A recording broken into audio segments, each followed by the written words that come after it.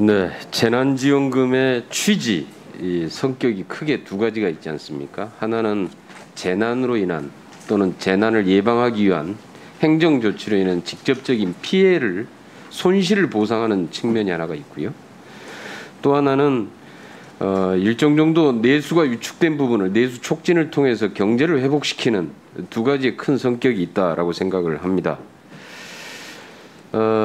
그런데 이번 같은 경우에는 사실 이 두 가지의 성격이 동시에 다 같이 고려되고 있는 거죠. 그래서 손실 보상과 내수 촉진을 통한 경제 회복이라고 하는 두 가지의 측면이 동시에 이번 재난지원금 추경 예산에는 반영이 되고 있는데, 거기에서 이제 하나의 손실 보상은 각각의 업종이나 각각의 개인들마다 다르기 때문에 차별이 있을 수밖에 없고 그 구체적인 손실에 따라서 보상을 해주는 게 맞지요. 그런데 이제 내수 촉진 경제 회복령이라고 하면은 이거는 좀 다른 문제입니다.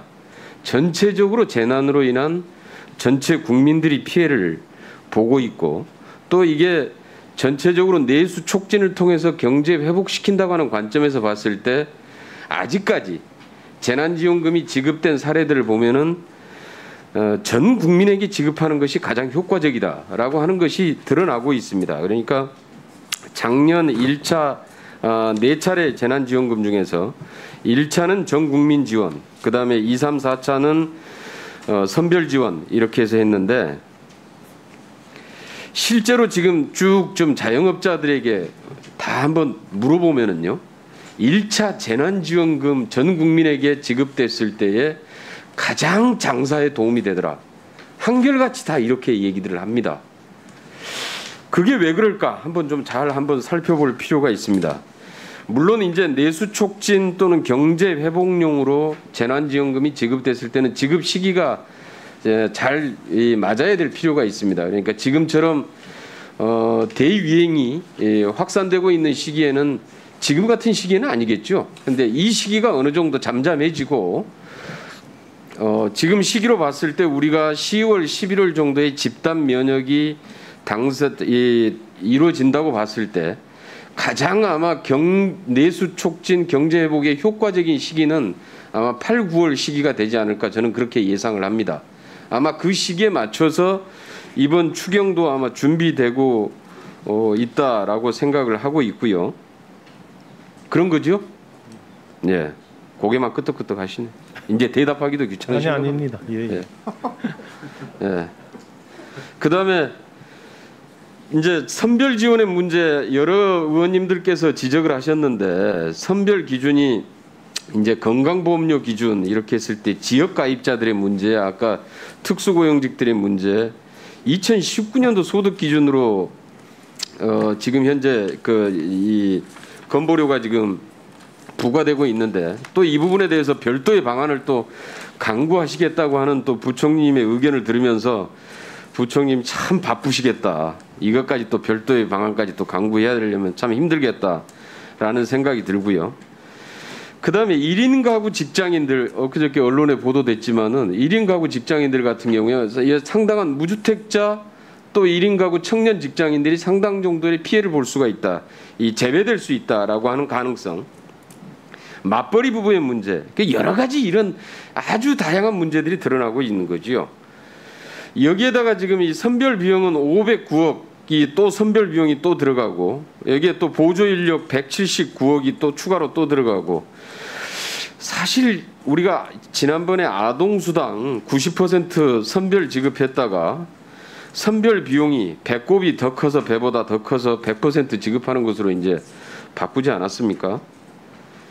실제로 이런 문제들을 좀 고려하면은 실질적으로 이게 과연 지금 이런 시기에 이 선별 지급이라고 하는 게 손실 보상은 당연히 거기에 손실에 맞춰서 두텁게 지급을 하고, 그 다음에 이 내수 촉진용, 이 경제 회복용 같은 경우에는 그 효과를 고려했을 때 전체적으로 지급을 하는 게, 이것도 역시 또한 자영업자들한테 그대로 혜택이 돌아갑니다.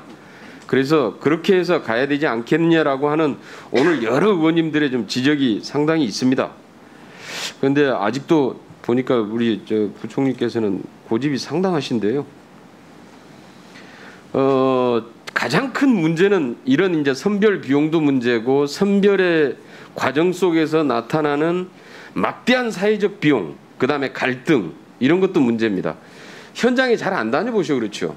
우리 이렇게 지역에 다녀보면은요, 여기에 대한 불만들 엄청나게 얘기합니다. 그 왜 환불균, 불환빈 이렇게 얘기하지 않습니까? 균등하지 않는 것에 대해서 더 큰 불만을 가진, 바로 옆에 사람은 똑같은 조건에 받는데 나는 왜 아니야라고 하는 이 불만, 분노, 정말 이거는 지역을 다녀보지 않으면, 주민들하고 직접 접촉해 보지 않으면 모릅니다. 그래서 그런 문제들이 실질적으로 국민 평가르기로 비춰지고, 그런 문제들이 왜 발생하는지에 대해서 다시 한 번 더 검토를 하시고요. 더 큰 문제는 상위 20%도 국민입니다. 그리고 상위 20% 세금 많이 내잖아요. 이 상위 20%도 국민이고, 그런데 이 국민에 대해서 배제하고 차별하는 것이 아니라 국가가 또 어려울 때, 물론 뭐 도움이 보면은 크게 작을 수 있습니다. 상위 20%에 대해서는. 그러나 국가가 이렇게 어려울 때는 지원을 하고 국가가 든든하게 뒷받침하고 있습니다. 그렇게 해야 세금을 내는 사람 입장에서도 좀 납세가 좀 흔쾌하고 그럴 거 아니겠습니까? 좀 이런 차원에서 전체 국민 통합적인 관점, 이런 차원에서 국가의 역할, 이런 큰 틀에서 고민을 해야 될 지점이 아니냐 이렇게 생각하는데요. 어떻습니까? 예, 의원님, 저는 의원님 말씀을 들으면서 하나 느끼는 것이, 이번에 코로나 1년 반을 거치면서 온라인 매출을 통해서라든가 해서 대박난 분도 계시고, 고용이나 보수에 아무 변동도 없고 자산이 늘어난 분들에게 과연 25만 원, 30만 원 드리는 것이 맞는지에 대해서는 아직 동의하기가 어렵고요. 그분들에게 들 돈이 있으면 저는 밑에 분들한테 더 줬으면 좋겠습니다. 제가 보기에 고 의원님께서 세금을 냈으니까 100% 다 줘야 된다는 거는, 미국도, 심지어는 미국도 연봉이 9만 5천 불이 넘으면은 캐시백을 주지 않습니다. 이게 다 전 국민에게 주는 날을 제가 다 찾아봤는데요, 사실상 없습니다. 한국만 줍니다. 저는 이런 것도 의원님들께서도 좀 이해를 좀 이렇게 주십사 하는 말씀을 드리고요. 무조건 재정을 아끼려는 것이 아니고, 어차피 재정이란 것이 한정돼 있다 보니까 그 한정된 재원을 조금 더 어려운 분한테 좀 두둑게 드리고, 위에 자산도 늘고 소득도 늘고 고용 불안도 없고 한 고소득자 분들은 조금 그런 측에 대해서 좀 이해를 해주십사 하는 말씀을 아직도 제가 말씀드린 이 말뜻을 잘 이해를 못하신 것 같아요. 손실 보상과 그다음에 아까 얘기했잖아요, 취지가 분명히 다르다.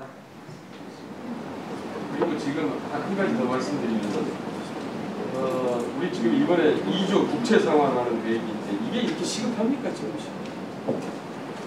예, 의원님, 수령까지 편성해서 국채를 지금 현재 상환해야 될 정도로 이게 지금 시급한가요?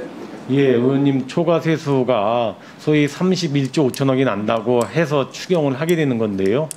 사실 초과세수가 나면 국가재정법에서 정한 초과세수의 용도가 있습니다. 그러나 결산까지 가지 않고 그를 활용하는 차원에서 저희가 그중에 정말 뭐 10분질도 안 되는 2조 정도를 채무에 상환하겠다는 건 저는 그렇게 할 필요가 있다고 보고요. 실질적으로 제가 얼마 전에 국가신용평가사하고 같이 협의하는 과정에서 비록 적은 금액이지만은 2조 원이라도 반영한 것에 대해서 평가사에서 굉장히 감안했다는 말씀을 제가 드립니다. 이거는 여러 가지 의미가 있기 때문에 국제시장에 미치는 영향도 있고 신용 등급에 미친 영향도 있고 해서 또 전략적으로 저희도 그렇게 고려했다는 말씀을 제가 드립니다, 의원님.